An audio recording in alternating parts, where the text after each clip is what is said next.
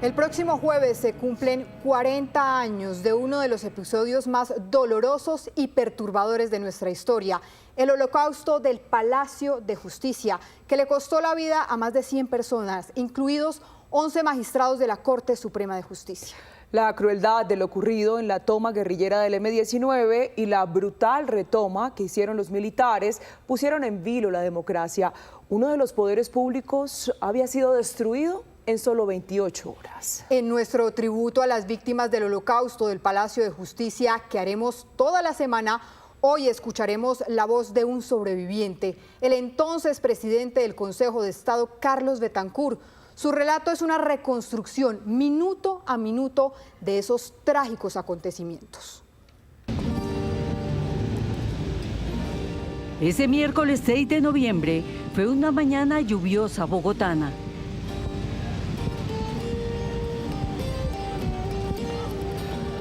El viernes anterior se había levantado el reforzamiento de la seguridad que acompañó la visita del presidente francés François Mitterrand.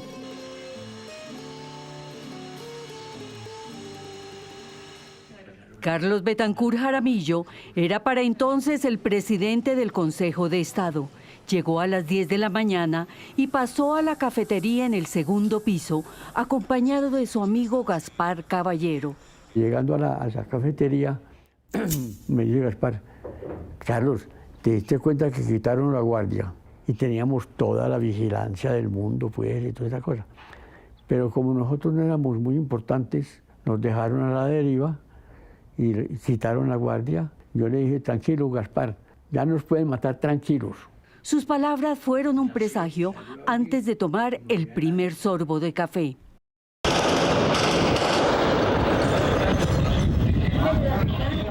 Oímos los primeros tiros, pero no sabían de dónde venían. El Palacio de Justicia, construido en 1979, era una mole de concreto gris que se alzaba sobre el costado norte de la Plaza de Bolívar.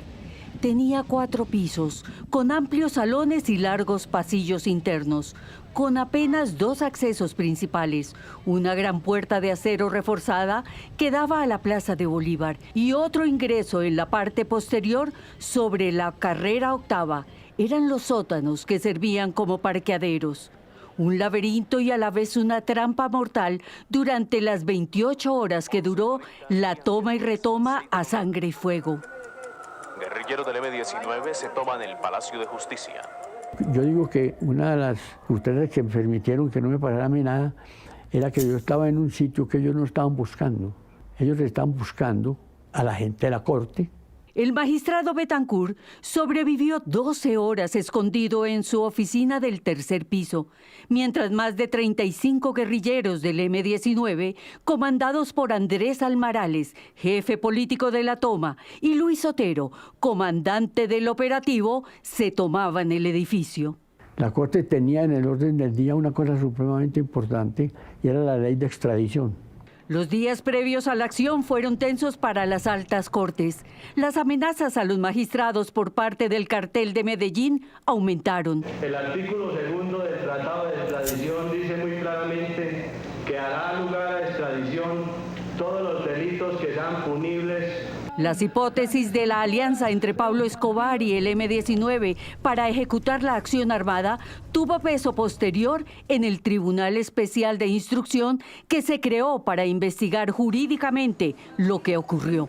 La toma la hizo la guerrilla con el auspicio de Medellín, de los de gente de Medellín. Era que Pablo era el mandamás. Faltando una hora más o menos para la hora en que se iba a discutir la ley de extradición, llega la guerrilla. Se apodera de todo. A las 11:45, las ráfagas de metralletas arreciaron.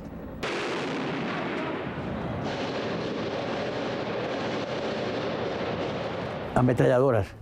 No podía ser porque era en una cosa muy seguida. Cerramos la puerta y lo primero que yo me preocupé fue de que no teníamos agua. Y entonces había una pecera con un Miami, esas maticas que crecen dentro del agua. Sí. Y entonces yo saqué el Miami y le dije a las secretarias: no me gasten esta agua, por si esto se demora, vamos a tener de beber. Supo que en las oficinas vecinas también estaban escondidos otros magistrados con sus equipos de trabajo. Se comunicaban con golpes o susurros a través de las paredes. Y si uno se arrastraba desde las ventanas, desde la ventana grande, uno podía ver hacia adentro. Yo me recé varias veces y lo único que vi en un principio fue un guerrillero, se dice que era guerrillero por el atuendo que llevaba, y él estaba en el costado norte del tercer piso, con un arma y con pasamontaña. 1:30 de la tarde. Mientras la televisión de la época mostraba los primeros sobrevuelos de los helicópteros en su intento por aterrizar en la azotea, la intensidad del tiroteo y el estallido de granadas aturdidoras hacían pensar a los escondidos, a fe ciega, que serían rescatados.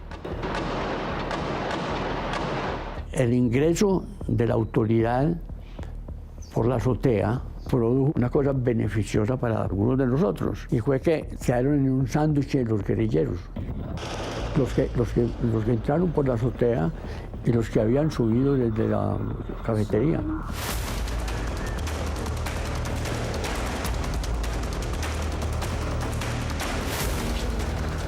Corriendo para abajo. Extra.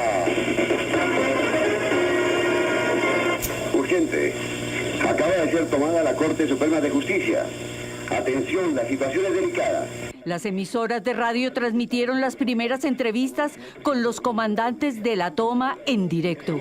Nosotros hemos venido aquí a convocar a la Corte Suprema de Justicia, al Consejo de Estado como expresión del poder jurisdiccional, a que asuma ante el fracaso del Legislativo, ante el fracaso del Ejecutivo, a que asuma la búsqueda de una solución política negociada. Aló. Comandante. Por parte del gobierno no hubo respuesta. El presidente no le pasó al teléfono al presidente de la Corte.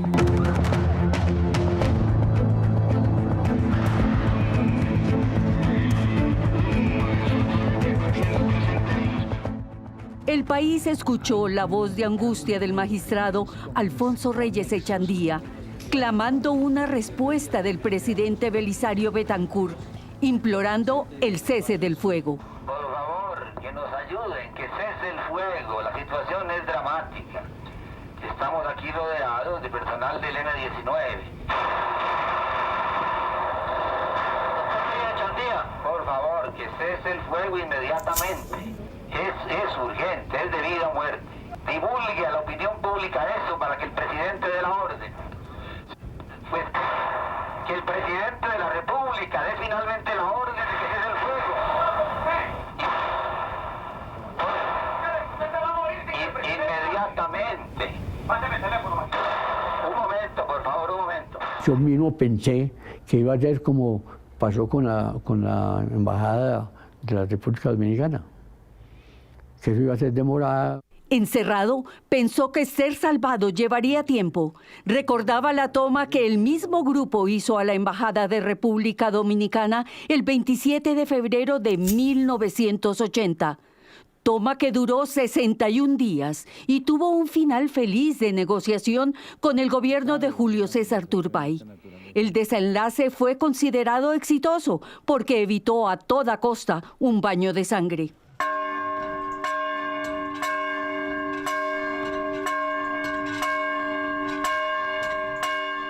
A las 2 de la tarde,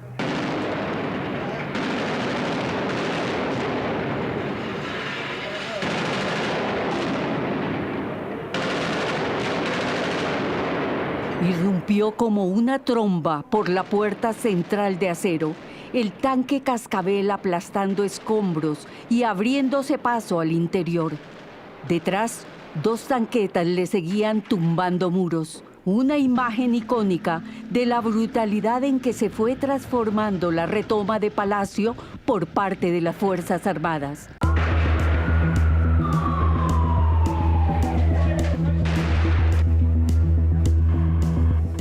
Cerca de las 5 de la tarde comenzó el incendio en el palacio.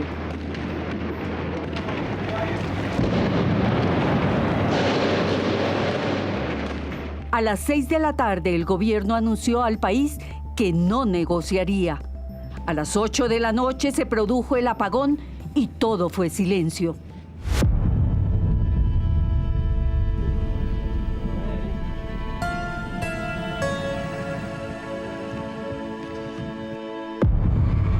El cableado de los teléfonos fijos se quemó y las comunicaciones desde el interior se cortaron. Estaban a las puertas del infierno.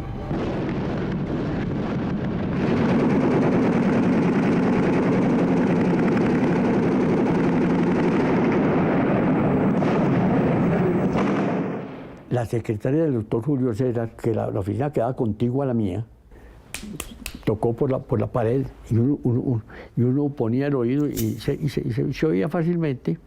Entonces me dijo, el doctor Julio César se enloqueció, dejó el saco y salió por todo el corredor.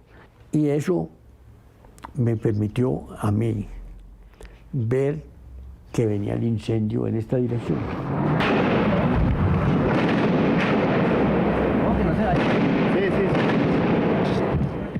Empecé a llamar a los otros que estaban en las otras oficinas. Y digo, ojo, que viene el incendio y tal cosa. ¿No? Y entonces nos reunimos como 12 personas y bajamos por las escalas del tercer piso. Bajaron en estampida las escaleras, incluso pasando sobre los muertos. Más era el miedo por el incendio que por los mismos guerrilleros. Al magistrado Betancourt le incomoda escuchar la versión oficial según la cual los militares habían logrado salvar 242 personas, entre los que estaba él. Hemos tenido algunas bajas, pero la gran mayoría de las bajas son de ellos y sobre todo hemos rescatado la casi totalidad, yo creo que la totalidad de los rehenes que se encontraban vivos. Salvaron, que a mí me salvaron y que a los 14 o 15 que estábamos aquí nos salvaron. No, nosotros salimos por nuestros propios medios. Pero yo quedé muy agradecido con los militares. ¿Por qué? Porque no me dispararon al salir. Repite hasta el cansancio que los dejaron solos, como si fueran basura. Incluso oyeron voces que no las puedo identificar, voces que decían, disparen a todo lo que se mueva. Esos no fueron a salvar a nadie, ellos fueron a acabar con el M-19, eso es clarísimo.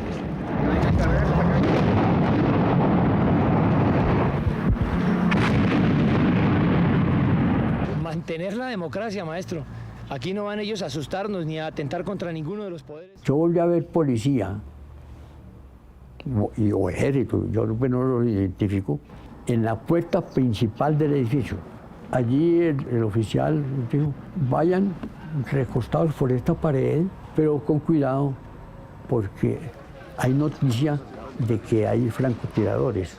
Allí yo vi los empleados de la cafetería, habían 2 empleados de la cafetería, que parece que después los desaparecieron.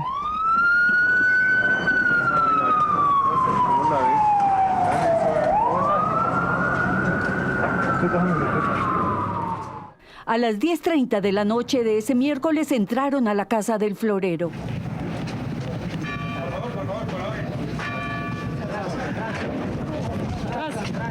Habían 2 policías, nos dijeron, aquí no hay comunicación telefónica con la casa de ustedes, para facilitarles, ustedes nos dan los números y nosotros informamos en sus casas que ya salió, pero eso no fue cierto, no llamaron a nadie. Agotados por la espera, pasadas las 2 de la madrugada del jueves, decidieron salir y buscar un taxi para llegar a sus casas. Venía un taxi destartalado. Le puse la mano yo en el recorrido. Él dijo, ¿que ustedes vienen de dónde? Entonces yo le dije, nosotros estamos en el palacio y vamos para nuestras casas. En este ejercicio de memoria, recuerda el momento sublime de llegar a su hogar. Se abrazó a su esposa, Josefina, y a sus 2 hijos, Carlos Julio y Juan David, y rompió en llanto como un niño. nos abrazamos y tal vez el hecho de estar a salvo, yo soy un llorón.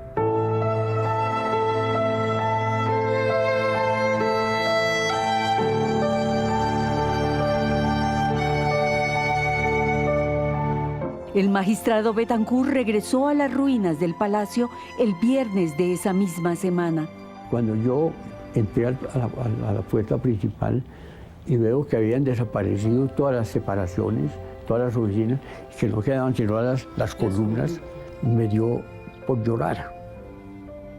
Y me paré al lado de un soldado que tenía estaba como custodiando una bolsa de plástico negra.